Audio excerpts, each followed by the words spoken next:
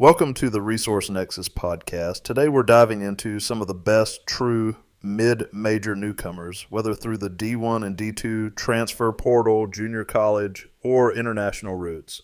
We'll also draft a team that fits and see how it grades out in the model. For the full article, stats, and more deep dives, check out theresourcenexus.com. After tracking transfer classes for the past 4 years, one thing has become increasingly clear. The quality of talent filtering down to the mid-major level has changed significantly.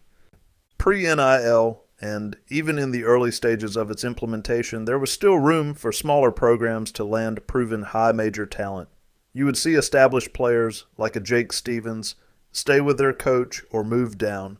But now, with NIL dollars flooding the market, the dynamics have shifted dramatically. Take BYU, for example.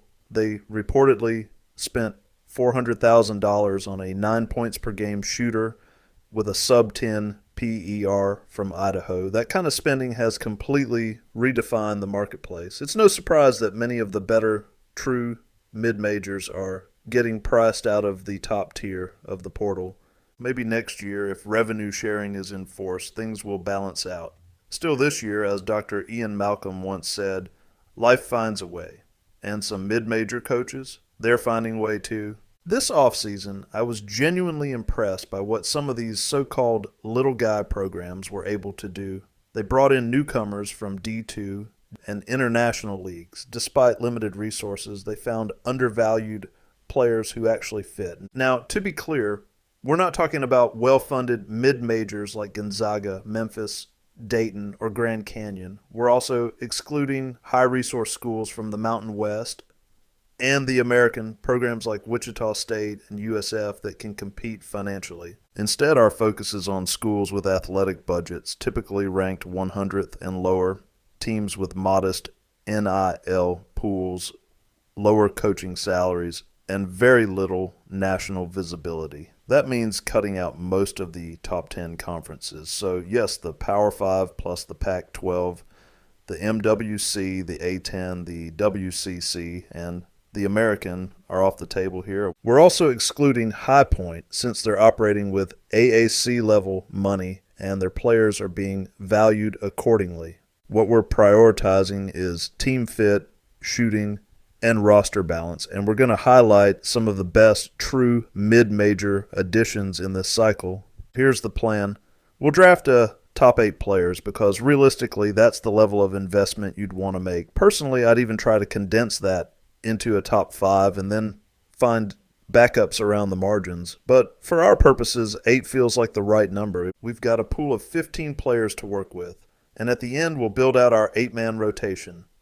So let's dive in. Jeremiah Bear Cherry, Sacramento State's big-time get. At 6'11 and 280, Jeremiah Cherry isn't just a big man, he's a mountain in the middle. Sacramento State quietly landed one of the best mid-major transfers in the country, and somehow no one seems to be talking about it. Cherry anchored a UNLV defense that finished 59th nationally in efficiency and was 93rd ranked overall. And keep in mind, that was in the 6th best conference in the country. By a wide margin, he was performing in. In just 24 minutes per game, he averaged 9.9 points, 5.3 rebounds, and 1.5 blocks. He shot 62% from the field and put up a 20 PER. Now, if you translate those numbers out per possession, they really pop. Nearly 4 blocks per 100 possessions. A true shooting mark of .624. That's elite efficiency for a front court player. What makes Cherry stand out is the scarcity of guys like him. While Power 5 programs are scrambling late to add lesser bigs, Sac State landed a proven Mountain West center. One who projects as the 248th best player nationally in advanced rankings.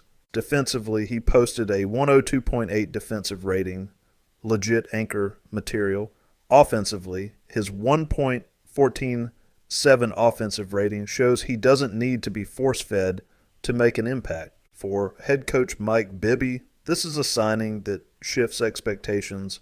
Cherry's presence alone raises the Hornets' ceiling. In a mid-major landscape dominated by guards, they've landed a rare commodity, a true rim protector and rebounder who's already thrived at a high major level. Is it possible there was a little self-NIL involvement between him and GM Shaq? Sure. But nationally, Cherry is still clearly undervalued from what I've seen. Simply put, Jeremiah Bear Cherry is one of the most underrated big-time signings of the entire offseason.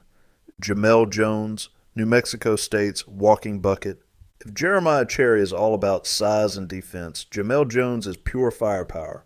The 6'4" guard might be the most slept-on scorer in the entire country. Last season, Jones ranked 4th nationally in points per 100 possessions, dropping buckets at will. And he did it while playing in a system that could charitably be described as outdated. He put up 18.9 points, 3.6 rebounds, and 2.1 assists in just 27 minutes per game. That's good for a 25.6 PER. But here's the kicker. When it really mattered, in conference play, he was even better. 20.9 points, 4 boards, 2 assists, and a steal per game in the 12th ranked conference nationally. His efficiency held strong with a true shooting mark of .559. That's remarkable, considering defenses keyed entirely on him. And let's be real, he had zero spacing, no secondary scoring options, and was stuck in an antiquated offense that ranked 364th in three-point shooting, basically the worst in the nation. Even with all that, Jones currently projects as the 275th best player nationally in our model. And it's not just the scoring. Per possession, he's productive across the board, rebounding, assisting, and contributing in ways guards his size usually don't. Now here's the stat that really blows my mind. During that 20-game conference stretch, Jones posted a 34.5 PER. That's elite company. For perspective, Zion Williamson's all-time best was 40. Steph Curry and Damian Lillard, in their peak mid-major seasons, were at 36 and 34. Jones was right there with them. Simply put, Jamel Jones isn't just a walking bucket. He's a walking bucket with the numbers to back it up. Roman Doman, Murray State. At 6'9" and 225, Roman Doman is Murray State's latest international gem. He spent last season in France's top league, logging 17 minutes per game against pro competition. Now, the numbers on paper are modest. 6.2 points, 3.1 rebounds, and a 12 PER. But here's the kicker. Statistical translations put him on a similar tier to Jamel Jones, and he's doing this at a young age, in the very same league where Victor Wembanyama developed. Our model ranks him 292nd nationally. That means if he adapts smoothly to the American game, Doman could be a real difference-making forward. He also gives this hypothetical mid-major dream team a third player in the top 300. He does take a decent volume of threes, though he hit just 26%. That's a number you'd definitely like to see climb higher. But the foundation is there. Size, versatility, and international experience. Doman is a high upside bet for Murray State. Alex Chuckin, UCSB. Now let's flip it to pure shooting. UCSB landed a sharpshooter in Alex Chaikin, a 6'4" guard who ranked second nationally in three-point percentage as a freshman at Lafayette.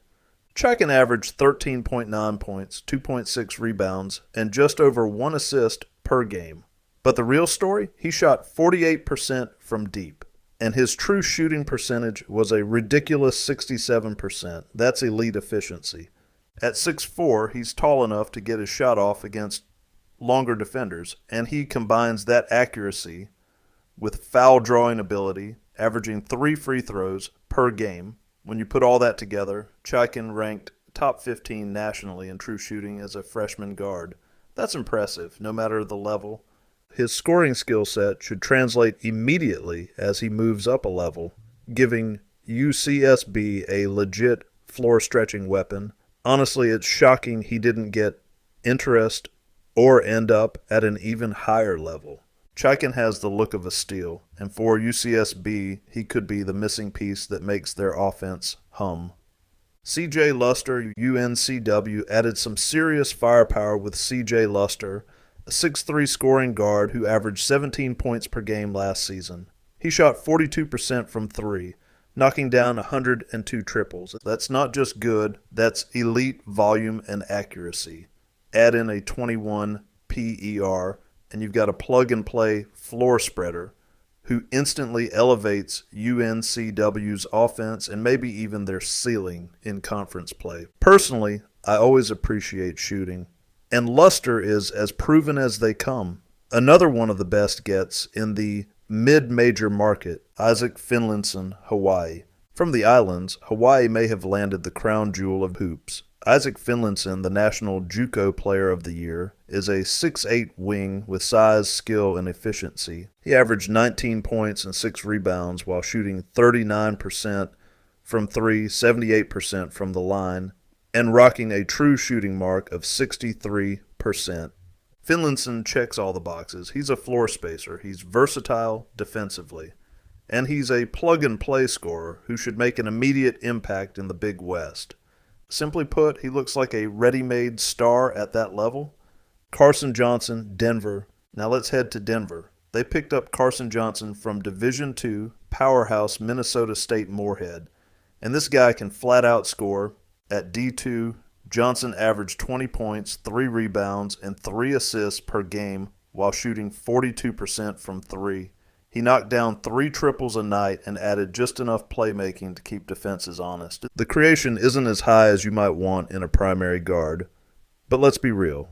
There aren't many better options available at this level. Johnson brings high-volume scoring with just enough versatility to create for teammates. And for Denver, he should be a focal point, stretching the floor, generating efficient offense, and giving them a legitimate go-to scorer. Vladimir Salaridze, Youngstown State.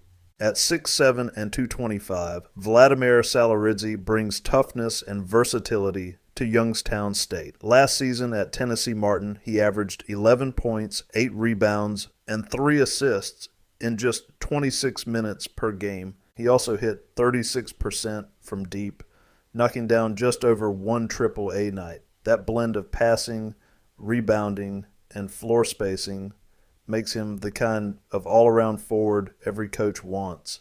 Salaridze may not be the headliner, but as a complementary front court piece, he's exactly the type of glue guy who makes rotations work. Rugged, reliable, valuable. Isaiah Dorceus, Milwaukee. Now let's talk about Isaiah Dorceus, one of the most intriguing guards in the class. At 6 foot even, he earned first-team NJSCA Division I All-American honors and was named Citrus Conference Player of the Year. Running the show for the 6th-ranked program in the country, Dorceus averaged 14.5 points, 4 rebounds, and nearly 4 assists per game. He shot 47% from the field, 40 from three, and 75 from the line. That's efficiency across the board. He can score, he can create, and he can manage an offense. Milwaukee just landed a floor general with immediate impact potential. A.J. Dankler, Coastal Carolina. Finally, A.J. Dankler heads to Coastal Carolina after transferring from Lemoyne. At 6'2", he's got just enough size for the point guard spot, but what really stands out is the shooting.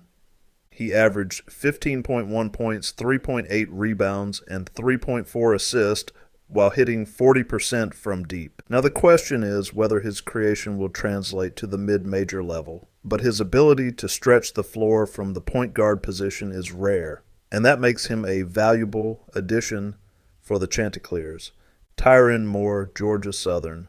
At 5'11", Tyron Moore is proof that size isn't everything. After a quiet year at UAB, he's back at Georgia Southern, where he previously showed he could score and create as a lead guard. Last season, Moore averaged 17 points, 2.8 rebounds, and 3.1 assists with an impressive 24 PER on paper. He's the most proven point guard option in this pool. That said, the inconsistency is real, and that's the part that makes me hesitate.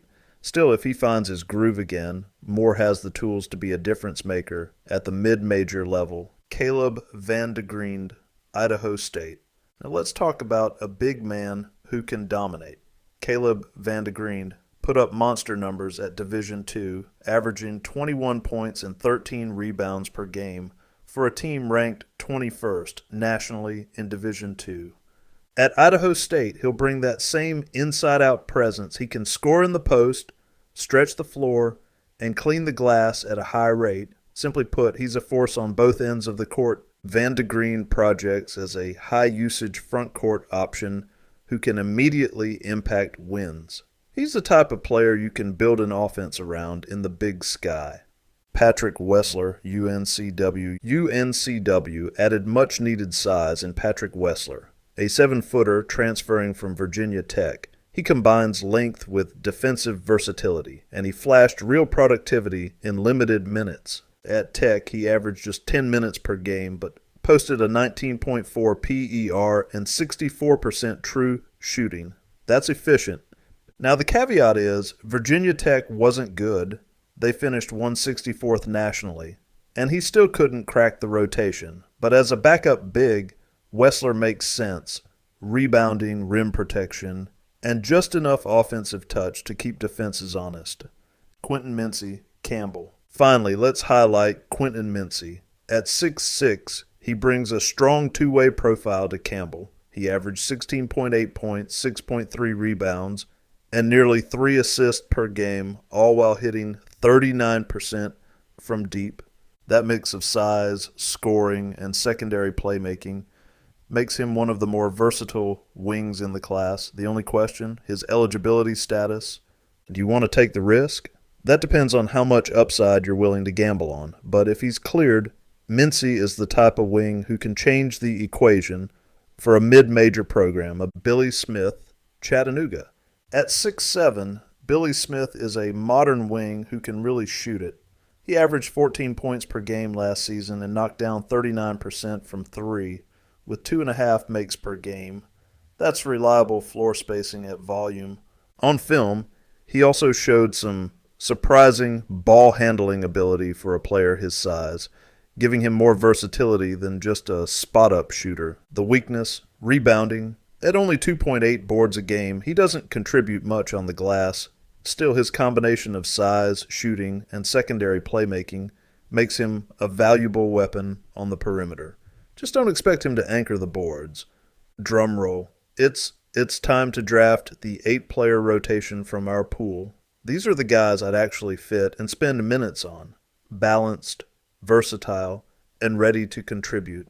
This isn't always the highest level players or potential. Let's break down the lineup and see how it all fits together. Center, pick 1, Jeremiah Cherry. Cornerstone big. I take him and give him every minute he can handle as the anchor inside. Power forward, Roman Domon. Too much potential to pass on given what he did in Jeep Elite. Not the cleanest fit, but he can back up center when Cherry's off the court and gives needed upside. Wing Jamel Jones. Elite scorer who's also an underrated rebounder and creator. A versatile wing with solid size at 6'4" that can drive offense would be the clear second pick in drafting. Shooting guard Alex Chaikin. Elite young shooter with the size room to grow as just a sophomore. Scored better than expected in other areas, making him a strong piece. Point guard Carson Johnson. Point guard is the weakest position overall, but Johnson brings scoring and a little creation on the smaller side, but he's the best bet here and would compete with Dankler for the starting position, who we will draft now as first combo guard off the bench. A.J. Dankler, best combo guard fit. At 6'2", he has the size and shooting, 40% from 3, to play off ball, plus 3.4 assists per game, shows he can create some. Might would start over Johnson. Not the highest seeming ceiling, but the most versatile option to cover minutes and add lineup flexibility at shooting guard.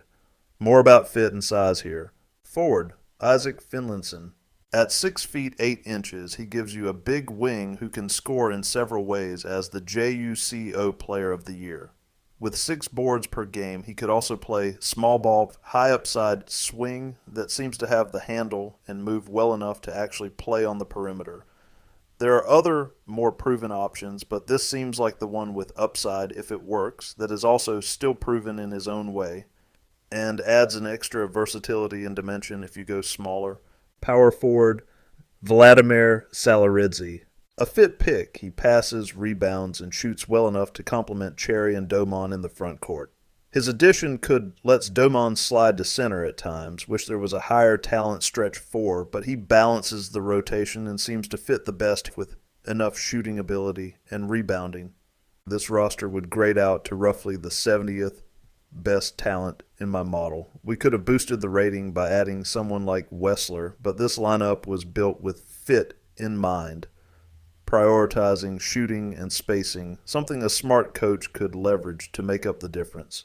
There are several power conference and many on the major conference tier I would take this roster over: Seton Hall, Boston College, Rutgers, Stanford, for example. All right, that's a wrap for today. Thanks for tuning in. Hope you got some good insights. If you enjoyed the episode, be sure to like, subscribe, and share it with anyone who'd find it useful. And don't forget to check out theresourcenexus.com for more in-depth analysis. Until next time, check you later. Cool. Guess we'll see you around. All right, check you later. Bye. Wait, man, why are you always such a dork, man? What are you talking about? Check you later. Check you later.